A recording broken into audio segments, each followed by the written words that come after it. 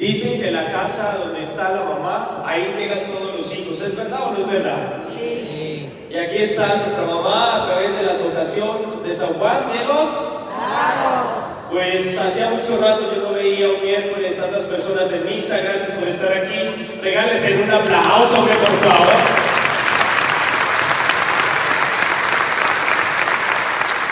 Porque no van a decir que vinieron porque era mi aniversario de ordenación sacerdotal. No, eso vinieron es por la vida. ¿Sí o no?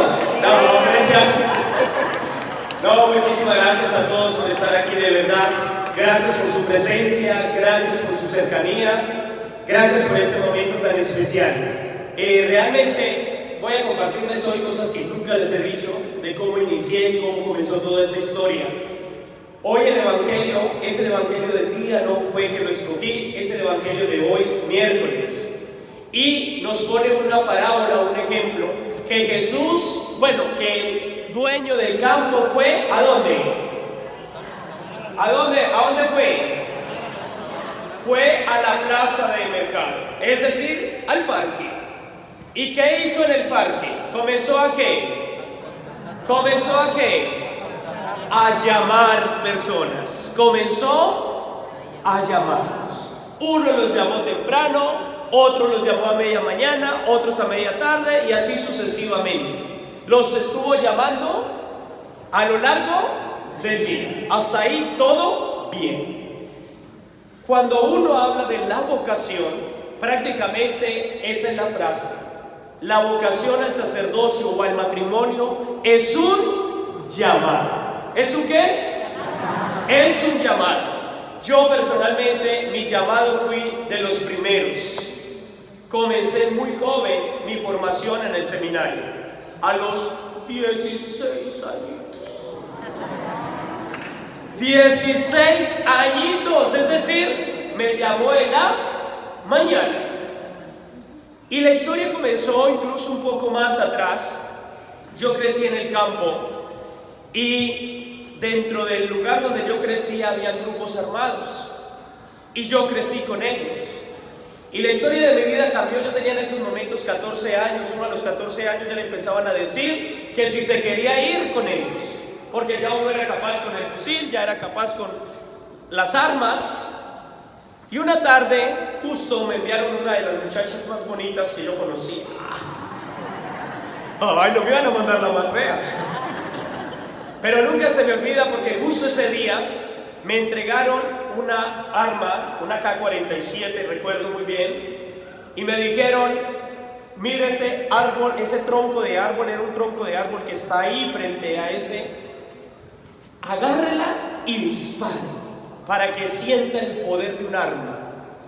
Y eso comienza uno como que el ego se le sube, ¿no? Cuando yo estaba en ese momento apuntándole al árbol para disparar, yo en ese instante no vi un tronco de árbol, sino que lo que observé fue una persona. Y en ese instante el impacto fue tanto que yo agarré eso y lo tiré al piso. Y a mí en ese instante solo se me vino la interrogante: cuando yo llegue a mis 30 años, ¿voy a decir cuántas vidas he destruido o voy a decir cuántas vidas he construido? ¿Cuántas vidas he destruido? Y yo salí llorando de ahí. Ellos nunca se enteraron por qué, pero yo sí lo entendía. 6 meses después, yo estaba con mi novia. ¿Qué? Estábamos en misa. Yo iba a misa, a mí los domingos me tocaban 2 misas. Una misa a las 5:30 de la mañana con mi papá, que ustedes lo conocen. Ay, donde yo no fuera a misa a las 5:30 de la mañana con mi papá. Y otra misa a las 7 de la noche con mi novia. Yo tenía novia desde los 12, por si acaso. ¿Qué? El caso fue que la culpable y la responsable de que yo me fuera al seminario fue ella. Y la razón es muy sencilla. Resulta que un día salimos nosotros de misa. Uno a esa edad no entramos dentro del templo, sino que como muchos se quedan en la parte de ¿dónde? De atrás. Yo no entiendo por qué se quedan atrás si cuando van a un concierto pagan el doble por los primeros puestos. ¿O no? Y aquí venimos a encontrarnos con el Rey de... Y entonces... Y resulta que nosotros no nos quedamos ni siquiera en la parte de atrás, sino en el atrio. Atrás. Aquí, digamos, por el sistema de la parroquia es diferente, pero en nuestros pueblos que no hay estaciones, pues está el atrio. ¿Lo conocen o no? Pues ahí nos quedamos. El caso fue que ese día llegué y salimos de misa y nos pusimos a conversar. Y yo no había pensado jamás en mi vida ni entrar al seminario, ni ser seminarista, ni mucho menos ser monaguillo, nada. Y entonces llegó y se me ocurrió preguntarle yo a ella y decirle esta frase: ¿qué aprendió en la misa? ¿Qué entendió? ¿Qué recuerda? Y contestó ella como contestan muchos: ¿no se acuerda? Y entonces llegó y me dijo ella: ¿y usted qué aprendió? Y yo, igual. No aprendí nada. Entonces hice la siguiente pregunta: entonces, ¿a qué venimos? ¿A perder el tiempo? Sí. No aprendimos nada, pues ¿qué estuvimos haciendo aquí? De esa frase vino la siguiente frase mía. Entonces le dije yo: ¿y qué hay que hacer? Y ella respondió esta frase: pues la única manera de hacer algo es metiéndose uno allá. Es meterse uno. En esa frase me llegó a mí el llamado: métase allá. Eso se quedó el tema ahí. No volvíamos a ver, seguimos normal. A los 6 meses llegaron unas misiones. Unos sacerdotes llegaron al rancho donde yo vivía, a la vereda donde yo vivía. Y estaba mi hermana, que ustedes la conocen, le iba a hacer una celebración, le iban a hacer una cirugía, y mi mamá envió a celebrar una intención de la misa. Y en ese momento yo no sé a mí por qué se me ocurrió acercarme y abracé a mi mamá. Y yo que la abrazo, y llega el seminarista y me mira y me dice: ¿y a usted no le gustaría ser padre? Y yo, sí. Ni lo pensé. Y en esa frase, con decirles que para hacerse las cortas, en ese momento arrancó todo mi proceso. Y a los 6 meses estaba en él. La pregunta es, ya esta es parte de la historia, algunas veces se las he contado. Cuando yo me fui al seminario, porque eran los 16, ese mismo día se fue mi hermano. No Juan, el que ustedes conocen que es el padre Juan, sino otro hermano que yo tengo que es mayor que yo. Y resulta que él me lleva a mí 7 años. Está viejito ya, sí. Y yo con 16, pues cuando resulta que él tenía que estar a las 2 de la tarde, no, a la 1 de la tarde en el seminario, y yo tenía que estar a las 3. Pero era como quien dice, él en el norte y yo en el sur. Ahí vine para dónde se fueron todos a llevarlo. Ahí viene a quién se fueron a llevar al seminario. ¿A quién? ¿A mí o a mi hermano? ¿A mí o a mi hermano? A mí no me acompañó. Me dejaron solo. Es más, ¿sabe qué me dijo mi suegro? Le apuesto $100 que usted en 2 meses está otra vez aquí, porque usted, cara de padre,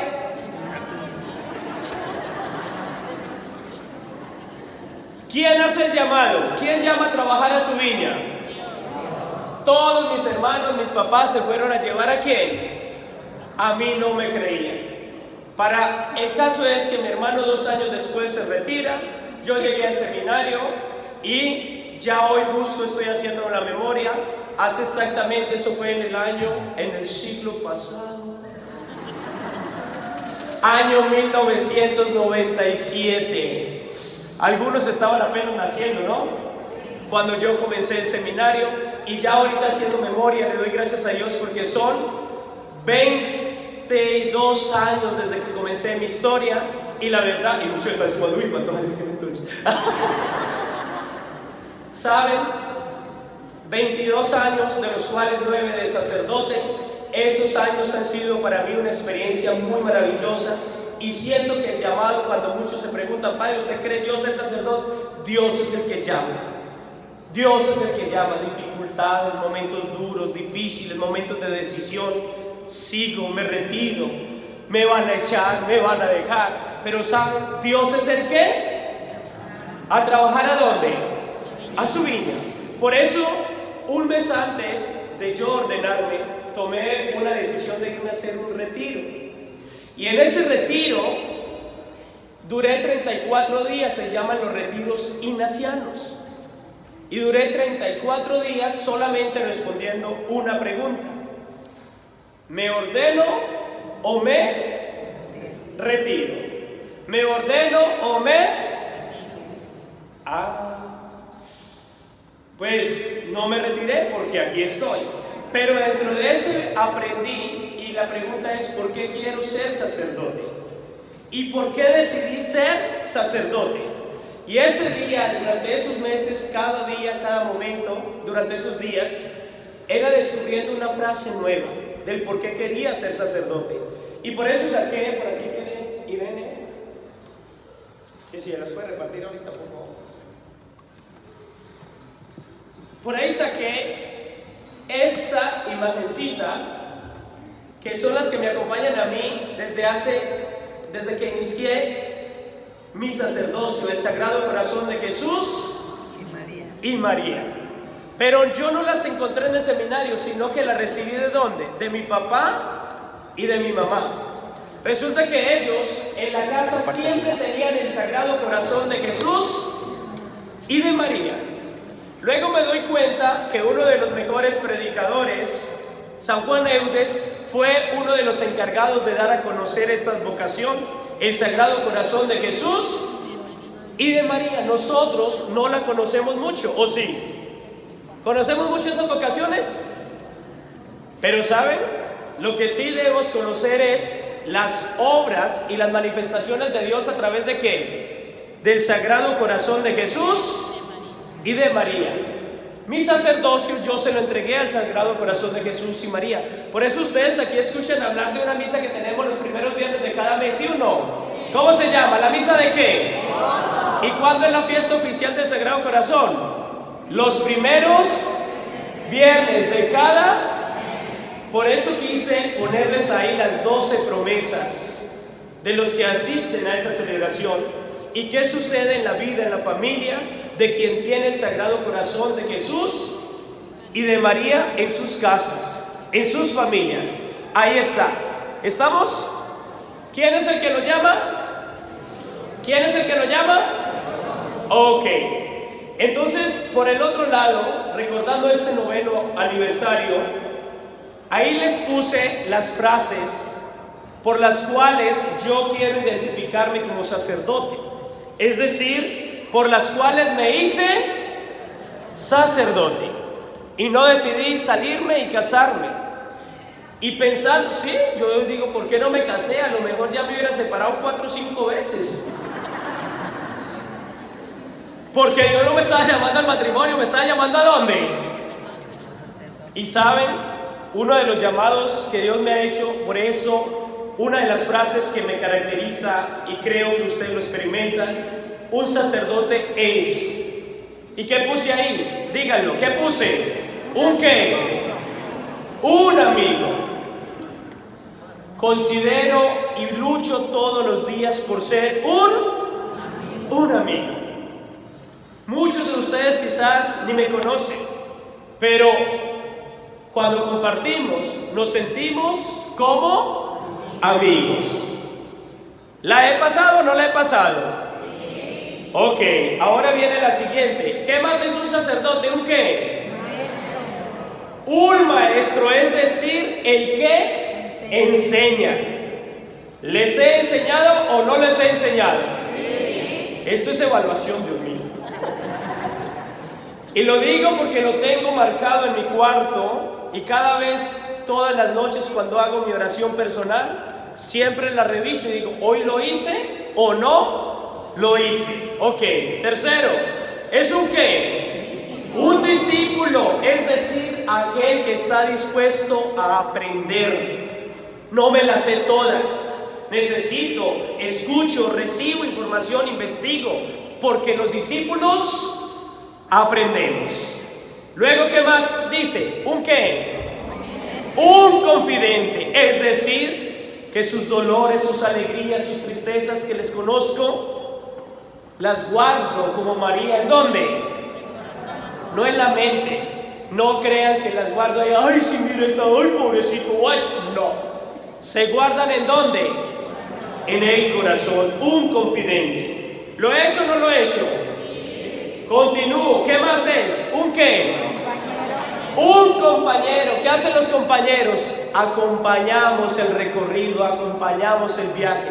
En mi caso, acompaño sus historias de alegría, de dolor. Cuando veo bautizar un niño, cuando las primeras comuniones, las confirmaciones, los matrimonios, las quinceañeras, los funerales, los hospitales.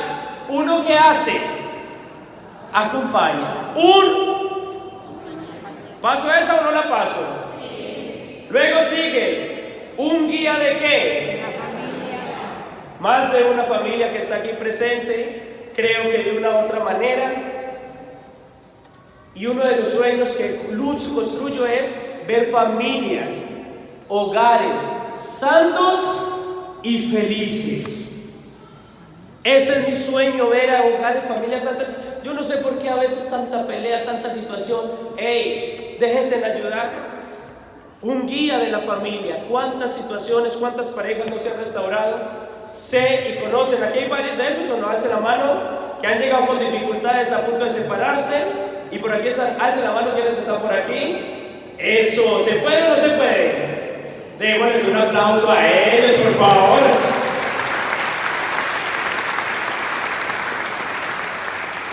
Luego, ¿qué más es un sacerdote? Un defensor de ¿qué? De la justicia. Y la verdad, por eso me caracterizo. La injusticia me duele. Y cuando veo una cosa injusta y si puedo actuar, pues ahí estoy. Hay situaciones que se le salen a uno de sus manos, pero para mí la justicia es justicia. Ni me voy para este lado, ni me voy para allá. Cuando a veces llegan, uy, padre, es que me hicieron esto, y no, y él es el culpable. Hay que ser justo ante las situaciones. Luego, ¿qué más dice? ¿Un enamorado de qué? De la verdad. Las mentiras son ¿de quién? ¿Son de quién? De Satanás, del diablo. Cuando usted permite que la mentira llegue a su vida, se apoderó el mal ¿de quién? De ti. Y ese mal te está dominando. Por eso Jesús dice: yo soy el camino, la verdad. Un enamorado de la verdad. Luego, ¿qué más dice? Un Jesús que presente entre los pobres. Es decir, la pobreza no es solo económica, la pobreza de la espiritual que tenemos. Ver el templo. Yo la verdad, a mí me han preguntado, me dicen: ay, es que los templos vacíos. Yo no conozco el primer templo vacío, porque gracias a Dios donde he estado, todos los templos siempre han estado hasta el día de hoy. Espero que cada día se llenen, porque la pobreza espiritual que tenemos, cuando comienza a trabajarse, cuando comienza a manifestarse esa gloria de Dios, se comienza ¿a qué? A desaparecer. Y luego, ¿qué más dice? Un Cristo que presente en medio de quién. Es decir, cuando ustedes, los confieso, los escucho, los acompaño, no me están escuchando a mí. ¿A quién están escuchando? Y procuro ser muy consciente de que el que obre sea ¿quién? No yo. Quizás hay cosas, yo pienso esto, sí, pero espérate, ¿qué quiere Dios?